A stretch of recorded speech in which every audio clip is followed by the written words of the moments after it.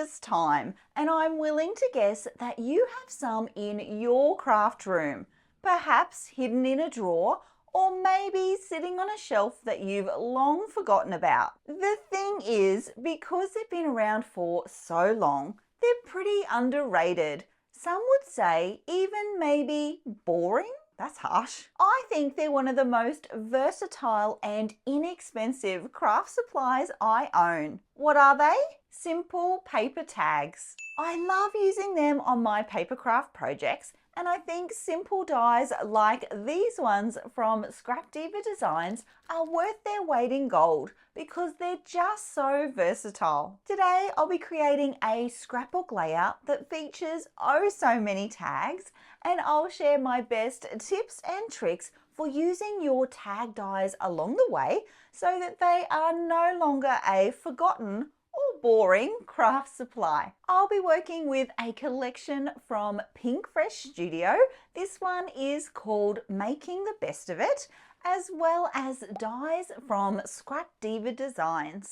This store has beautiful die cut sets that will help you create all kinds of paper craft projects. I love the quality. The dies are so fun to create with. I also have a coupon code that you can use in store. If you add Created by Gwen to your cart, you'll receive 10% off your order. Be sure to check the link below. First up, I want to share with you a way to create a tag at any length. You are limited by the width of your tag die, but you can very simply make it any length you want. Let me show you how. The pattern paper is trimmed to fit exactly into the tag like so the same width as your tag, and we will need to do 2 passes through the Sizzix machine to make this work. For the first pass, the pattern paper will only go underneath the top section of the die. That way, only the top section of the die will cut. The second pass is the opposite, with the pattern paper only going underneath the die at the bottom of the tag, so only the bottom section of the die will cut. To adjust the length of the tag, all you need to do is adjust the position of the die when you do that second pass. Next, I want to show you a secret way that you can transform your tag die into a border punch. This technique works best with the tags that have a decorative edge along the bottom section there, because that's what's going to end up giving us the look of a border punch. All you need to do is cut a strip of paper that is around 1 inch deep, and it should run the width of your tag. You're then going to run the die through your die cut machine, just cutting out that bottom edge, and here's what you're left with. All you need to do now is rinse and repeat so that you have several of these pieces that we can then stitch together. I'll be layering up a bunch of these to create a beautiful background effect for my layout. I'll be working with 2 photos today. These are 4 by 4 inches square, and I have added stitching around the edges as well as the edge of my layout. And here's a look at my pre-prepared border strips. For this layout, I'm going to mix and match 3 of the pattern papers from the collection, and I do also want to vary the length of that border strip. So I have glued a couple of the tag lengths together to make a slightly longer version, and then I've kept some just the standard length of the tag that I used. I always find that it looks best when you vary the colors that you're working with as well as the lengths of the strips. So this technique would actually work really, really well with paper scraps. The next thing that I need to mention is that for this to work best, you have to have a very clear plan of the design of your layout. You have to know where your photos are going to end up and where you want this feature detail to fill the page. With my plan all mapped out, I'm going to work from bottom to top. And what you want to do is work section by section, 1 strip at a time. I use my T-square ruler to make sure the strip is nice and straight, and then glue it down with a liquid adhesive. And then I run the top edge through my sewing machine. Now you don't have to add the stitch detail, but I really love the look. Working row by row, I place the border strip, I glue it into position, and then I stitch along the top edge.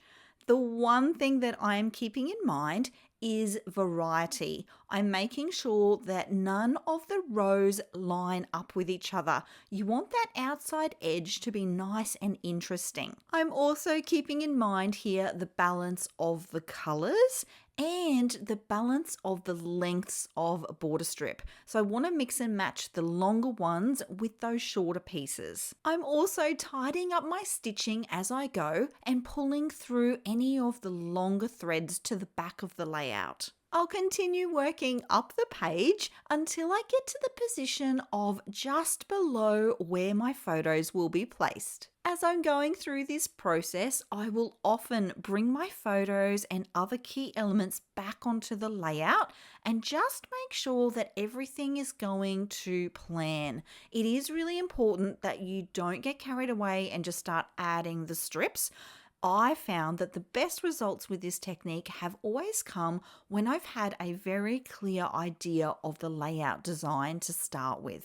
When you have your border strips all in place, there's just one thing left to do to take this to the next level. It's time to add some texture. I'm going to lift up and curl all of these beautiful layers.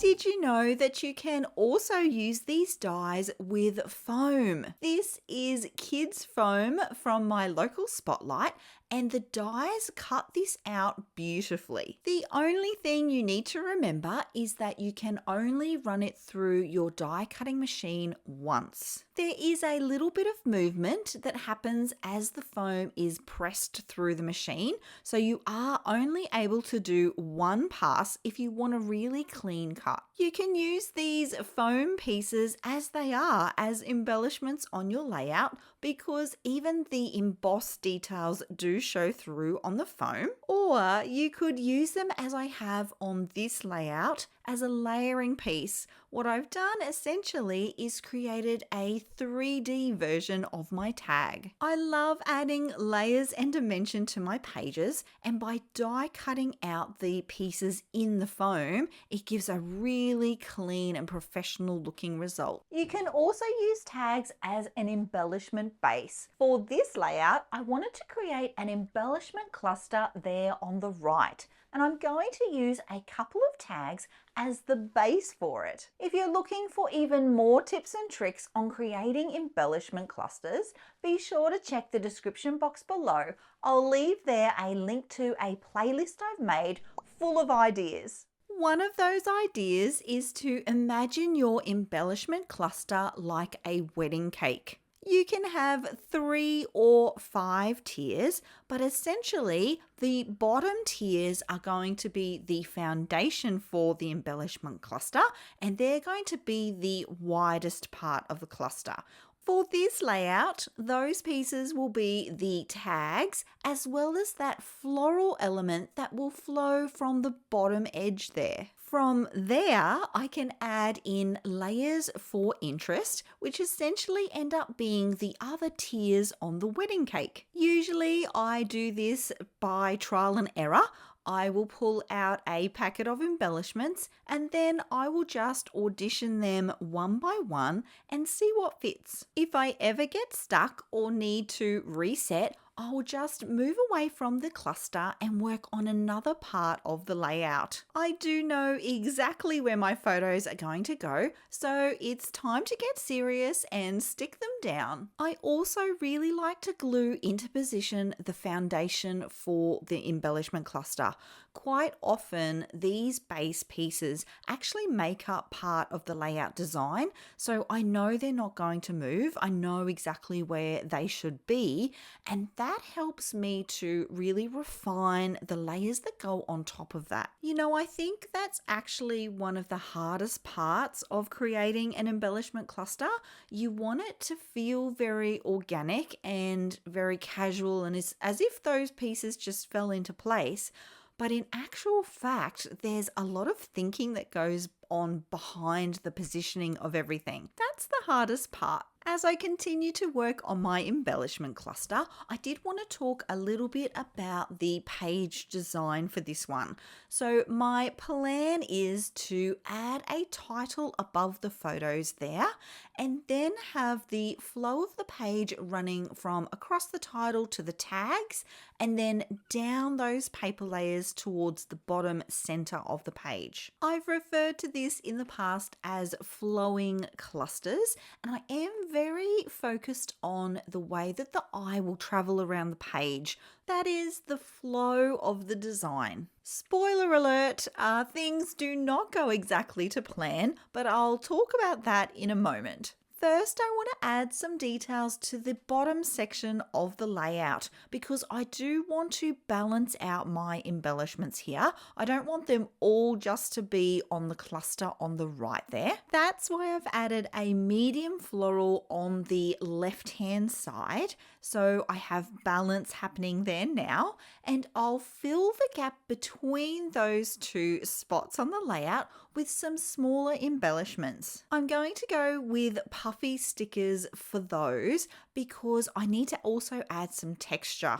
At this point, I have a lot of papery elements and my stitching, of course, but no textural elements. So the puffy stickers are great for that. I'm going to use the title Adorable, and that's where things go a little bit pear-shaped. Thankfully, I did what I would normally do and map out the title on my Thickers alignment guides.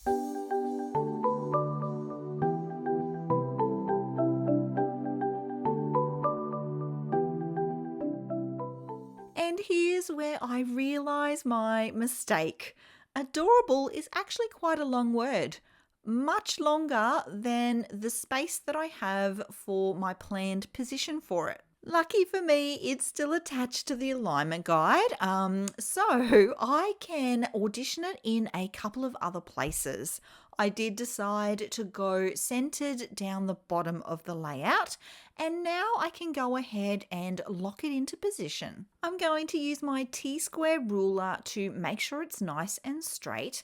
And because it's going over the top of those paper layers, the border strips that I created earlier, I know it's not going to sit fully flat to the page. So I am actually going to run a line of stitching right through the center of it and have the edges lifting up a little bit. I don't want it to be fully glued down solid to the background. This does, however, create a small problem for the top part of the layout in that that space was quite empty. So I have gone ahead and add the die cut that says happy.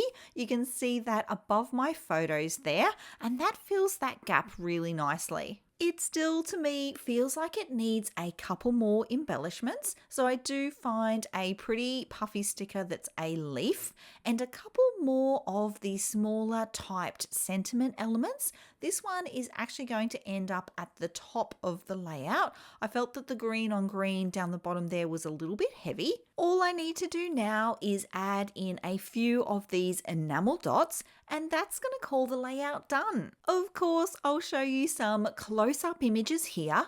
You can see all the layers in the embellishment cluster on the right there, and the layers in the paper strips that we created, those border punch strips that were created from the bottom of our tag die. It's such a clever way to use those dies, making them even more versatile. I've left my most favourite idea until last. The best way to use your tag dies is to create a mini album. And if you've never made one before, This is the perfect beginner project. They are so fun and really simple to make. I'll show you step by step how to make one in this video, so be sure to watch it next. I'll see you all again very soon. Until then, bye.